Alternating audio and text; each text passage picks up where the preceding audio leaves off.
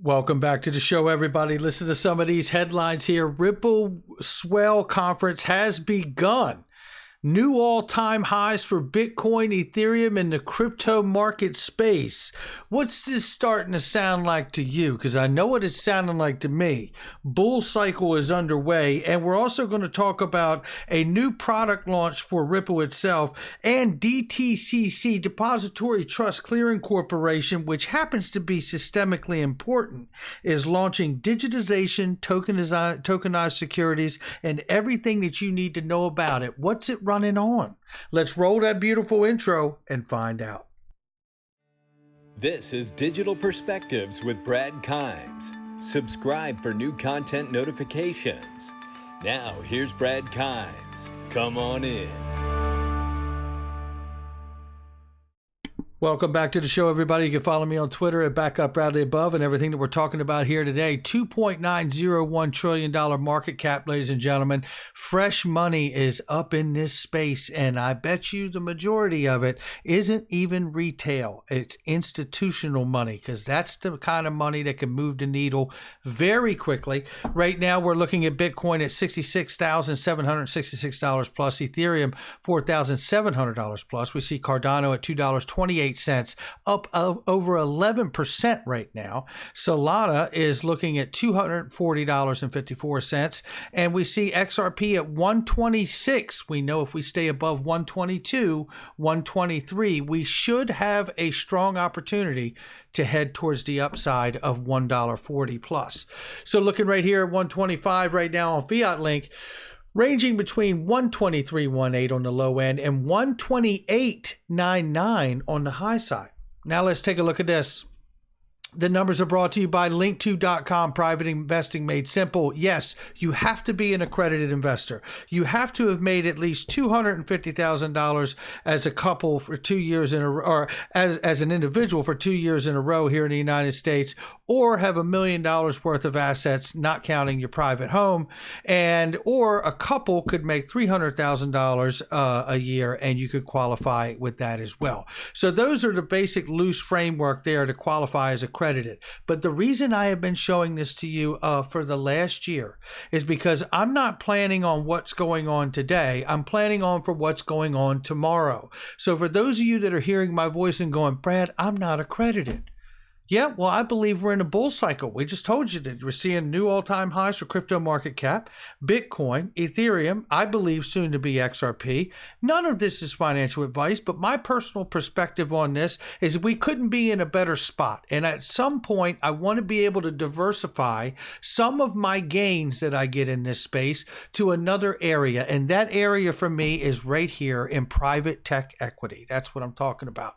Make sure you check them out. Now, take a look at the news here, because to reinforce exactly what we're talking about, we have seen Bitcoin hit a new high at $67,600, and we also saw Ethereum hit $4,800, along with the crypto market space hitting 3 trillion plus. What else are we seeing that's catching our eye today? We're seeing this from Gold Telegraph here, which is collective holdings in China's gold ETF stood at 74 tons at the end of October, following a 5 consecutive monthly inflows, the highest on record.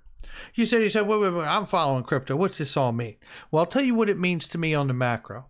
Well, we know that China is in fact the leader of launching a CBDC. That's not under contention, right? Certainly not from the U.S. at this point. So we understand that they are far ahead at launching their digital yuan. Now, they have some back-end, backdoor things that we would not want as a central bank digital currency here in the States and other areas of the world, where the government can totally do really wicked stuff with your digital dollars. However, if you're seeing them accumulate gold, we know the age-old understanding is if a country and central banks are accumulating gold, they probably feel that there's a huge correction coming in the conventional markets, which we've been told for the last year and a half. And also the launch of the digital dollar, this would reinforce that with physical gold, giving it even more confidence to be adopted. What else are we seeing? Because you're about to see a lot today. Brace yourself, ladies and gentlemen. France sees merits in wholesale central bank digital currency. This is more acknowledgement that the new digital realm is well upon us, ladies and gentlemen. And when it happens, it will be very quick when it goes on. And we keep seeing the announcement of, and Brad, I keep seeing the announcement of this, but when Moon, but when, look, all of this will take care of itself. This fundamental news that we see every day is going to show up as what?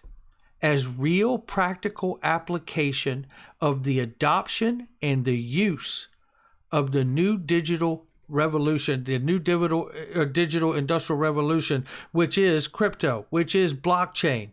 This application will just begin to happen. You know, at some point, all of this announcement that we're walking towards it will be, we are already there. Morgan Stanley says banking industry likely to capitalize on stablecoin deposit demand. Oh, like we didn't see this coming. The biggest banks in the world have been watching crypto exchanges steal their customer base and make money on them for over a decade now. Well, we just saw that the President's Working Group released a stablecoin report, and what did it say? It said that if you're going to have a stablecoin, you're going to need to become a federally chartered bank that is FDIC insured, raising the hype bar that only the largest players in the world will be able to accommodate this level of compliance. And Morgan Stanley says they're right there, ready to capitalize on such a thing. Happy to help out, they say. Yeah. Federal Reserve report ranks crypto stablecoins in the top 5 list of risks to U.S. financial stability. Hello, this is heavy language here, ladies and gentlemen. A risk to U.S. financial stability. So this plays right into, we must have the biggest, most trusted names really carry the surplus and reserves for these stablecoin projects, right? Keeping the old money in the new loop. Then you see here, financial stability is at risk. This opens the door for the prudential regulators, which are the FSOCs and the OFACs connected to the Treasury Department, to come in and deem whatever they believe to be systemically important. You're going to hear more on that in just a minute. You know, Ripple Swell has begun. This is Brad Garlinghouse, and he welcomes us to an action-packed 2 days. Listen to this little overview right here from the one and only. I'd like to reflect on the theme we decided to focus on for this year's Swell. It's all about unlocking boundaries. We're here today because we believe in bridges between traditional financial systems and the new world of crypto-enabled systems, not boundaries. This is about expanding access to the global economy for all by interconnecting previously siloed systems and walled gardens. There you have it. I mean, if I could say one thing about that opener, everything that Ripple has planned on doing from the early days to become a bridge currency to the world, to become the oil that greases the machine of the fourth industrial revolution or the internet of value, nothing has changed. In fact, the only thing that has changed is that they have been making leaps and strides to make that an actual reality for each and every one of us. Take a look at this. This is more evidence of those leaps and strides right here. This is Ashish Birla introduces the Ripple Liquidity Hub, a one-stop shop for enterprises to source any tokenized asset. Yes, really. For your customers from liquidity venues like MMs and CEDE exchanges, it says here, etc., complete with a streamlined API, optimized pricing, smart routing, one of 3. Let's take a look at the rest of the thread here. We've been using this product internally for nearly 2 years to source XRP liquidity from the broader market for ODL flows and now making it available to our customers as well as any enterprise ready to be a part of the inevitable crypto-first future. Liquidity Hub opens GA, and I think that's general availability if I'm not mistaken, in 2022, starting with XRP, BTC, ETH, BCH, LTC, and ETC. It says here, varying by jurisdiction, of course, with plans to add other tokenized assets like NFTs and capabilities like staking and yield generation is just the beginning. With all of this, this is the actual report right here. I'm not going to break it back down all over again. He lays it out. Then we have SBI. And we'll get to all of this. Stay with me here. We're going to bring this thing home today. SBI Ripple Asia launched a DLT-based money transfer service between Thailand and the U.S. and Europe regions in partnership with the Bank of Ayudhya. I don't know if I said that correctly, but forgive me if I did. SBI Asia says hereby announces its partnership with the bank, Public Company Limited, in Bangkok, Thailand. It says here the Thailand's largest bank, and launched the DLT-based money transfer business, Thailand's U.S. European regions. We're excited to see growing use of RippleNet technology to provide faster, cheaper, more secure financial transactions between our customer bank and the counterpart, NIAM, reaching the U.S. and European regions, said Yoshitaka Katao, 10% holder in Ripple. I mean, this to me is very, very exciting. It says here, since the 2018 Bank of I don't know how to say it.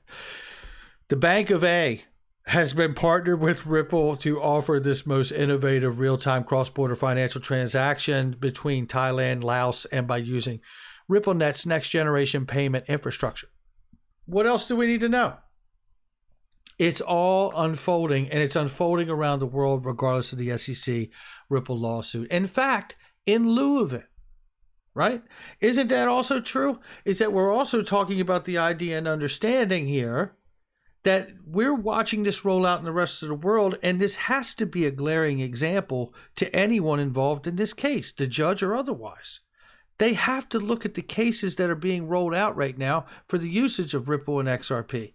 I think it becomes blatantly obvious this kind of real pressure incentive of just using the asset for what is designed to be used for. Now, looking at all of these products, remember, they're rolling out Ripple, Liquidity, Connection Hub, all of this, right? Remember, they also did a lending program. We're going to talk about that. Looking right here, the DTCC gets exciting here. We know that they've had Project Whitney and Project Ion and Jasper and all of this going on for a long time. But look here, we're launching a platform to digitalize and modernize the private markets, they say, while enabling tokenization of securities. Now, this is the actual article here, and I want to read you this part here. Further, DTC, to start here above, DTC is exploring the ability for broker-dealers to hold customer assets while relying on DSM as a good control location. It says here, for both traditional and tokenized representation of securities subject to regulatory consideration and approval. It goes on to say here that the launch DSM will optimize primary issuance to transform secondary markets, creating business model and distribution opportunities for participants while facilitating digital asset ecosystem architectured to be blockchain agnostic, but keep listening. DSM will initially interface with the public Ethereum network. Listen here, we're not done, but will incorporate additional public and private blockchain support based on client and market demand. Well, this is where I show you that an interoperable world always wins out. Remember, Flare proposes a new bridge to allow XRP to be used on Ethereum. Initially starting out on Ethereum, but we know Ethereum is a siloed island, right? So we know that they're going to need some help in order for this thing to be completely agnostic. They're going to need to have the ability to interface. So we know Flare can be a bridge for that. What else do we know? Recently, it was announced the wrapped XRP to launch on the Ethereum blockchain. This, to me, seems like your two-way bridges back and forth to create that interoperability so they can have exactly what they talk about in the article here, incorporating additional public and private blockchain support based on client and market demand. I would imagine some of that market demand may be the banks that are on the private ledger for Ripple. And they may need access to be able to bridge into that DTCC world, Depository Trust Clearing Corporation. And might I remind you that when it comes to systemically important, the designation that a prudential regulator like the U.S. Treasury agencies can bring upon something and make it systemically important to the financial market utility, the Depository Trust Company has such a designation. Well, now, this begs the question to me, if they're going to use a protocol or protocols, which they have suggested, to be able to facilitate this new digitalization, modernization, and tokenization of their work every day that they settle, their payment flows. Might that protocol or protocols also receive a systemically important designation as a depository trust by default has? Then I'm reminded of this. The U.S. Treasury sets the record straight that they're bullish on crypto and blockchain. Listen to this quick clip. Because my sense is that there may be a misconception about the relationship between the blockchain industry and the government on this issue. There's a belief, to be frank, that we're at odds. The Treasury conceives as ransomware as a problem with cryptocurrency, and that in order to stop the former, we must severely restrict what happens in this industry. But this is not how we see things. We cannot stress that enough. And there you have it right there. This is not how we see things, and we cannot stress it enough. In fact, I offer to you, they can see things as systemically important, especially protocols that are going to be used with a systemically important designated company like the DTCC. Now let's go even one step further. Remember this guy? Shout out to Miguel Villas. I hope you and your family are doing well, my friend. This guy in this interview really laid down what I believe is the true path that we are on right now, Ripple legal case included. Because as much as it's a legal case, I believe it is also a vetting process. I believe that, and I believe that we will get through this process. And although this is not financial advice from me or anyone else on this channel, I want you to hear this clip now where they talk about what will happen to Ripple. Listen. How do you intend to distribute the rest of the XRP then? Yeah, no, that's a good question, Mahir. And I don't necessarily know that we'll ever distribute all of it.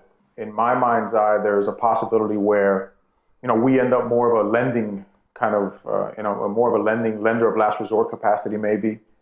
That's an incredible statement.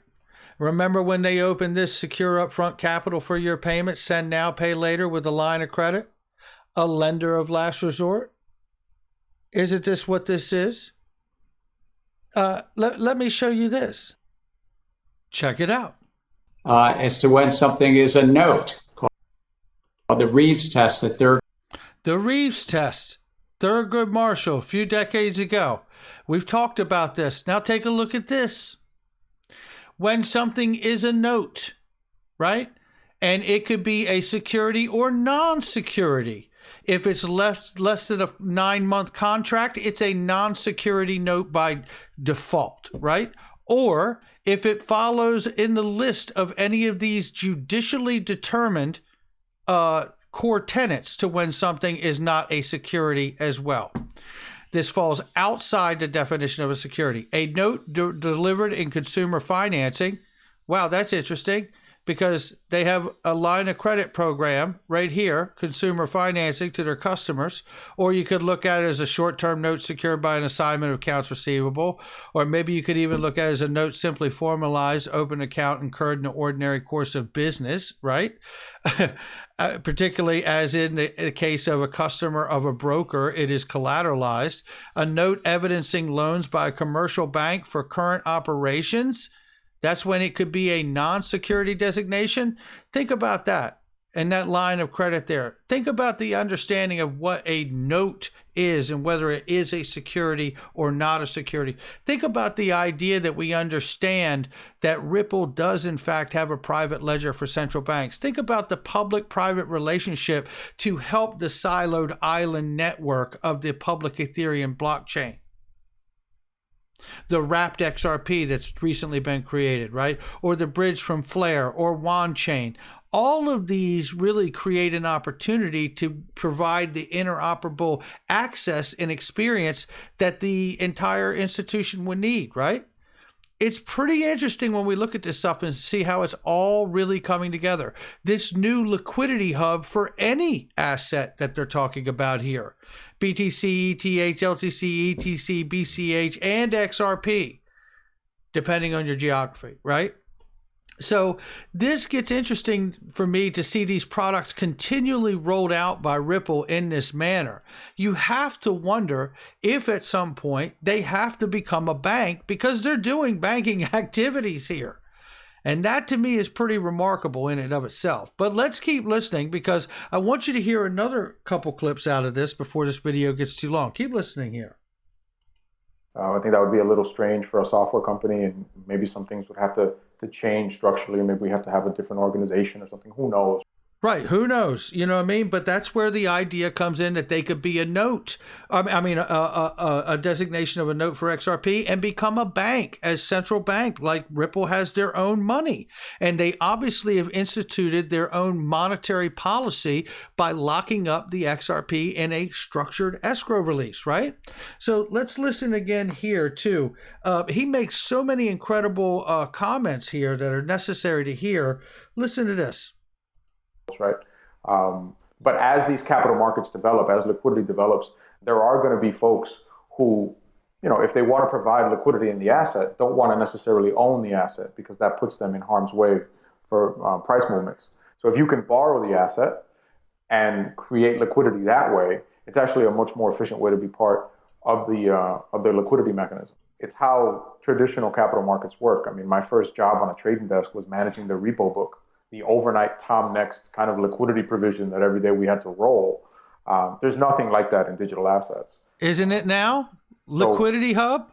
Partly because the transfers happen instantaneously, but also partly because it just hasn't developed. And one of my longer term goals, after I get the ecosystem built out, after I get payments running through there, as I start to merge or try to merge the two worlds, the digital asset markets and the traditional capital markets, as I try to do that, I think one of the levers that we'll be able to pull will be lending.